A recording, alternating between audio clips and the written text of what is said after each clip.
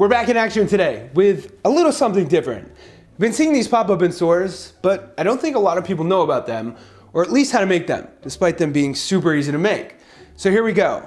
Low carb egg white wraps that don't fall apart.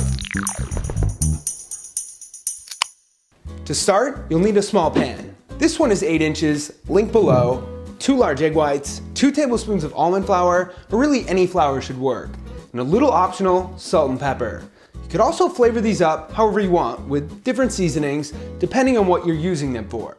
Mix those up, turn your burner on medium heat, coat your pan with some nonstick cooking spray, and pour your mix in. Let that cook for a minute or two, flip it, and repeat. And then you should have something like this that is just as solid as a regular wrap, and in a bind, you could also use it as a frisbee.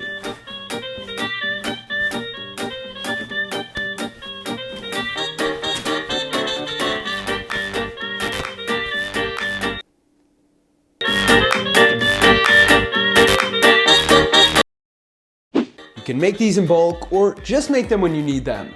Personally, I've used these for tacos, tuna mixes, breakfast wraps, and so on. They only take a couple minutes to make, so there's really no excuse.